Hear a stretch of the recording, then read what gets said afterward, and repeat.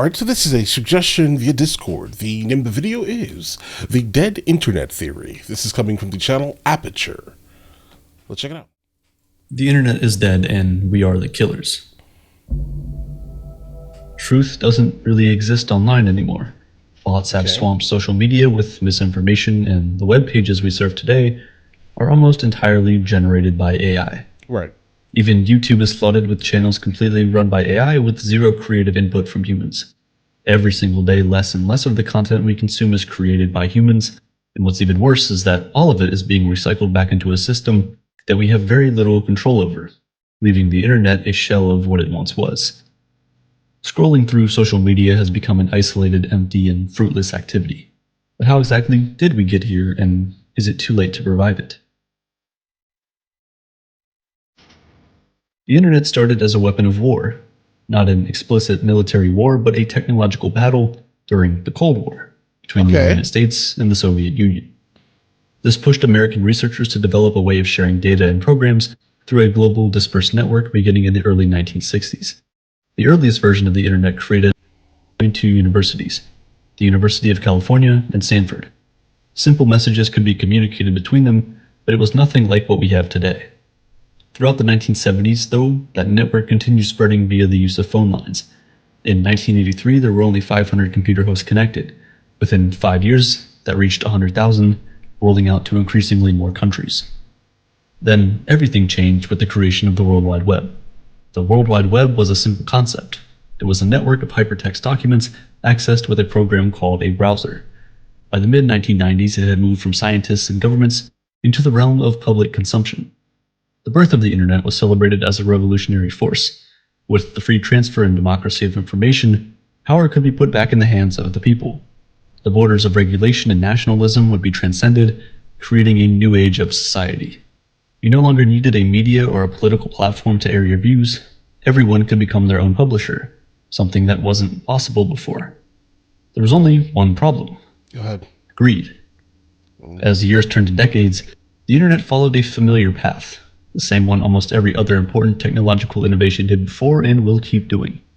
Dozens of internet service providers had emerged, but they slowly began merging into just a few big companies, leaving consumers with no real choice. Just like with radio a century earlier, thousands of different companies were slowly bought or priced out of the market. This was true for both the infrastructure and the web real estate. Bro, I want to go ahead and point out something really quickly. I've never encountered this channel before, but I'm absolutely blown away by their professionalism and like how they are putting this video together. It's absolutely astonishing, right? Congratulations, sir. Great job. By 2001, when the dot-com bubble popped, the top 10 websites made up 31% of page views in the United States. And by 2006, public page views, because keep this in mind, the dark web is probably 90% bigger than the actual internet that we all use. That number climbed to 40% and then 75% in 2010. At the same time, iPhones and smart devices changed our relationship with the internet. Browsing the World Wide Web became less common as people shifted to semi-closed applications, and in 2010, these applications accounted for less than a quarter of internet traffic. Today, it's 90%. Keeping users inside the confines of applications made advertising more effective. Having created an entirely new ecosystem, Apple was on its way to becoming one of the biggest companies in the world thanks to this closed system. After the dot-com bubble popped, only 5 tech companies were able to survive and thrive: Google, Amazon, Apple, Facebook, and Microsoft. The big 5 are now virtually impossible to avoid on the internet, whether through advertising, e-commerce, or the cloud computing hosts that websites depend on. This tech dominance has permanently changed our society, and as these industry giants compete in a technological arms race for the next big weapon to sell consumers, that being artificial intelligence, the last vestiges of a utopian internet could be lost: connection and truth. Okay, guys, so far where we are, yeah, the internet compared to what it was, that I remember at least, like AOL discs that you get in the store, go home, it was like 56K, you connect your phone line to it and you were online. Slowest internet in the history of internet, I would say. It was probably slower than that at one time, keep this in mind. All right, because I do remember, but anyway, so 56K was terrible, but it was free, if that makes any sense. Like, it felt like freedom for the most part. People were doing kind of whatever. It was the wild, wild west of the of the internet at that time, guys. Like, if we only knew back then how things were going to be, I think we'd all be just billionaires right now, guys. Nearly 5.5 billion people have access to the internet, and the average user spends 6 hours a day online. It's by far the world's biggest market, and unfortunately, the most valuable commodity in that market is your attention. Right. Views, likes, and reviews are worth their weight in gold, and this has led to a huge shady marketplace for all kinds of engagement. Money has turned the internet into a tiered system, ripe for exploitation. Creating a successful channel or social media profile can be a lucrative long-term investment. With a few clicks and dollars, anyone can buy thousands of Spotify streams, Instagram likes, or YouTube views. How can companies offer these services? I'm going to point out something really quickly. Stay away from the concept of YouTube views, guys. They know. All right. YouTube, in fact, knows if you buy views and subscribers. Stay away from that for as long as you possibly can. Just never do it. It's okay. Your video gets, a couple thousand views. It's fine, right? They're real views, not the fake ones that YouTube will literally hit your channel with. What happens is, so on a monthly basis, they'll be like, we sense some invalid traffic going to your channel. And what they will do literally is delete you from the monetization program.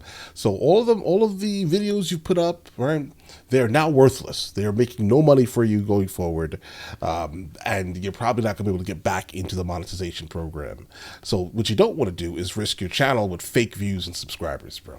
Do not do that under any circumstance. And they remove all your fake subscribers and views anyway. So you wasted your money. Don't do that, guys. Under no circumstance do that. Of Spotify streams, Instagram likes, or YouTube views. How can companies offer these services? Well, employing thousands of people to click on posts manually would be far too expensive. Instead, they use bots, automated, unattended software. When set on a target, they artificially engage with the post, boost it in the rankings, and attract more attention. Websites do their best to scrub bots out, but it's almost impossible to remove them all. Over the last 6 years, Meta deactivated over 27 billion fake accounts. Some believe it's already too late to take action against bots. They think we may have reached a dark tipping point. First posted in 2019, the Dead Internet Theory proposes that we're living in a dystopian ghost town populated by simulated actors.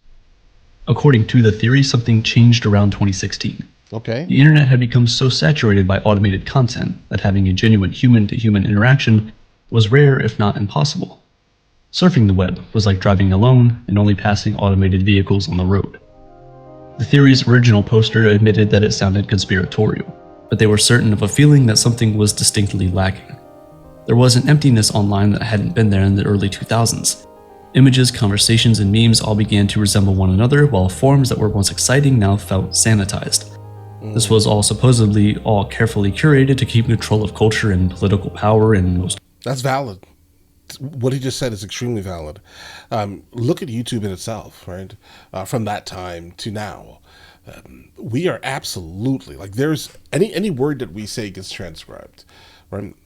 And then the AI tries to figure out what was that word that they said, and occasionally they'll mess it up completely and think you said something absolutely crazy, and then basically punish your video for it, along with your channel, for their mistake, right? So censorship is an absolute real thing on this platform nowadays, because how about this here? Even look at videos that were posted 10 years ago and look at how free they were to speak versus now, right? And then they blame it on advertisers, right? They say, oh, the advertisers don't like it, so you have to kind of clean up your act a little bit. You can't say certain words any longer or speak on certain topics any longer because the advertisers don't like it. But all right, let's go. This was all supposedly all carefully curated to keep control of culture and political power, and most of all, to make sure that the general population stays in line. Right. The Dead Internet Theory remained on the fringes until 2022, when a grand unveiling brought the issue of bots to global attention. On November 30th, 2022, the world was introduced to ChatGPT. Built on a large language model that processes gigantic datasets and forms relationships between ideas, it is the most advanced form of artificial intelligence ever to exist. For decades, computers have been much more powerful than humans at specific tasks, like chess or mathematical calculation. The question that divided computer scientists and philosophers was whether or not computers could ever transition into a kind of general intelligence. Mathematician Alan Turing asked this question in 1950. He developed the Turing test as a way to determine whether a machine was thinking. The test was simple. For a computer to pass, it has to fool a human into thinking they're talking with another human. Last year, ChatGPT-4 became one of the first to pass the Turing test. We had officially brought a machine to life, and suddenly the dead internet theory became not just a conspiracy, but a likely future. Right. And if we can't distinguish between humans and AI anymore, who can we trust? Consider this. 49.6% of all internet traffic in 2023 came from bots.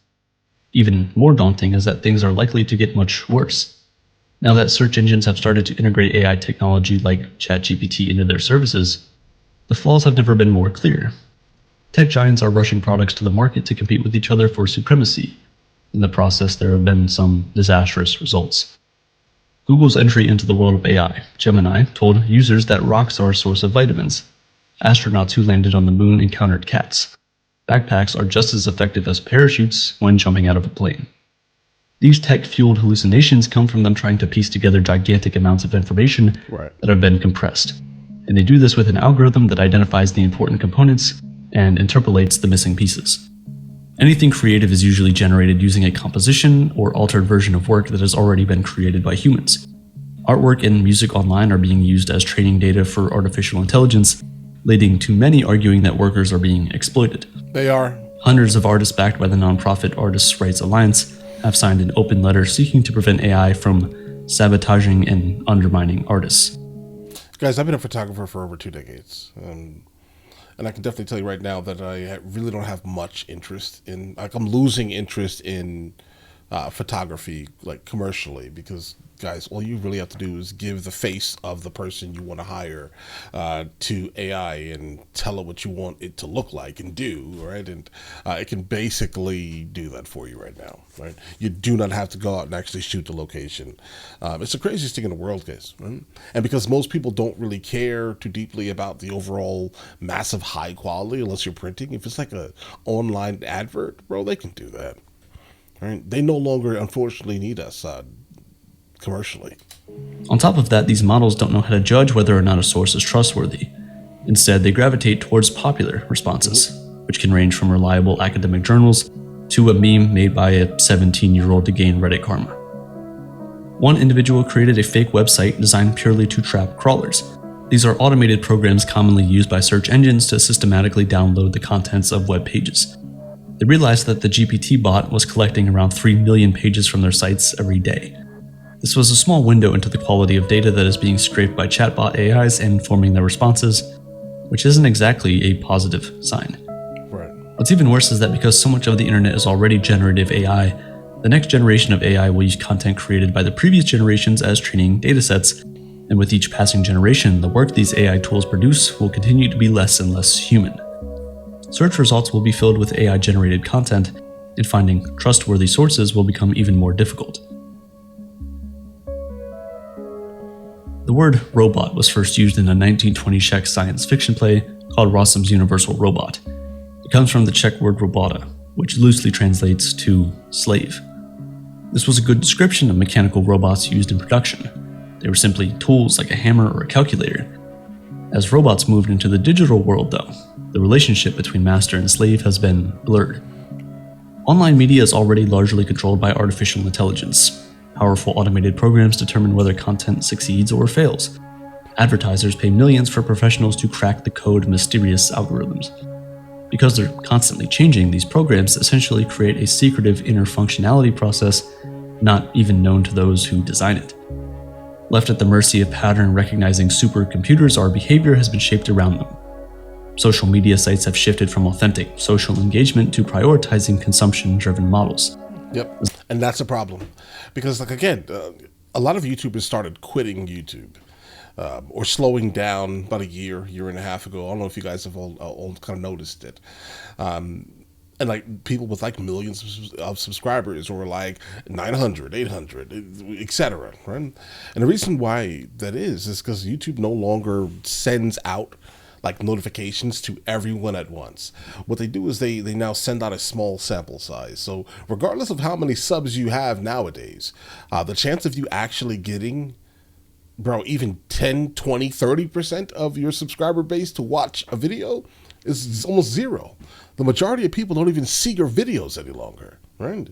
So occasionally you have to kind of get used to, at least, low views on everything, and then a random high view on something random. That's basically how YouTube works nowadays, guys. It's just not unless you're like Penguin Zero or one of the golden children that they actually do send out notifications. But yeah, this is the reason why like a lot of YouTubers started quitting YouTube in general when they started making that gigantic push towards AI basically creating and controlling the algorithm. As long as they can keep you online, it's good for business. While there, algorithms process unimaginably large datasets to create profiles of you as a consumer, categorizing your online behavior to create personalized ads. Right. All it takes is a single click to fill your feed with a certain subject, pulling you in to consume more. The system rewards copycats and imitators who observe successful content, and they have no choice. To survive, online creators, influencers, and marketers must constantly seek the algorithm's approval. In the end, even the humans who create are forced to create generic, unoriginal content. Yeah, but I don't do that. That's why my numbers look like this, guys. If you ever wanted to know, how does he have so many subscribers, but he has like this many views? Because I don't follow the algorithm. I don't. I'm just gonna be me until I get dropped off of YouTube, bro. I'm telling you. And there's a reason people are complaining about the Mr. Beastification of YouTube. Right. But who can you blame? When a creator feels like the only way they can succeed is to appease the almighty algorithm and they see how well Jimmy Donaldson does that, why shouldn't they copy him? As Friedrich Nietzsche argued, people tend to follow the herd for protection, afraid to show authenticity and confront truth.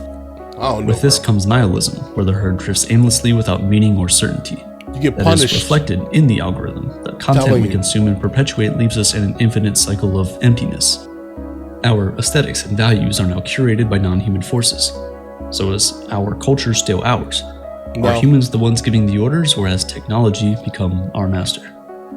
The commercialization of the internet, the concentration of a handful of companies, and the creation of a quick but dangerously inaccurate generative tool have given us a technology that is manipulating our deepest weaknesses.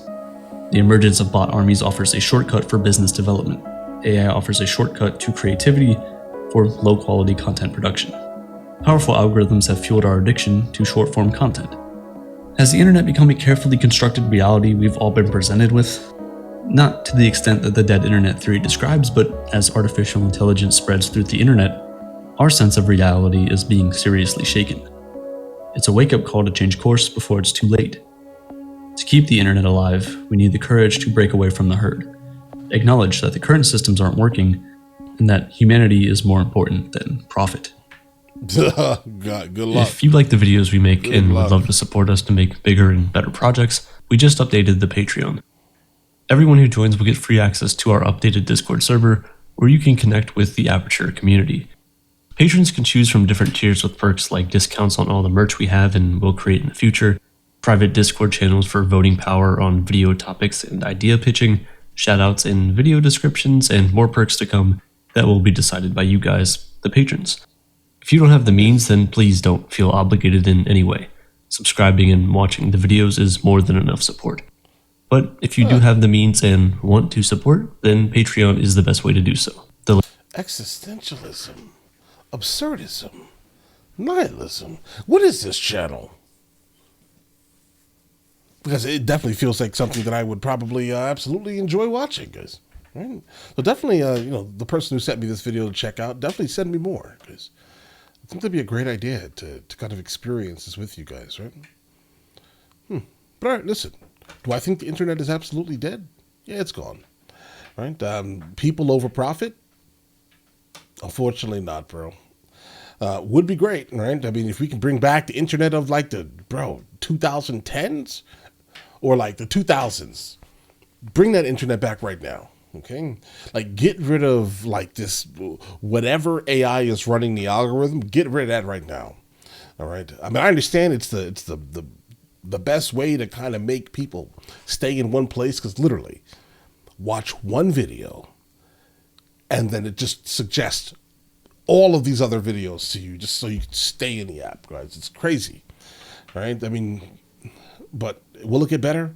Unfortunately not. And when he said the Mr. Beastification of YouTube, yeah, that's what we're in. That's it, right there. Right? Think I'm not trying to disrespect Jimmy. Okay, not trying to disrespect the man. He knows exactly what he's doing. I like that. Right? He does a lot of great things for the people around the world. I like that. But we do have to kind of understand here. There's nothing to think about.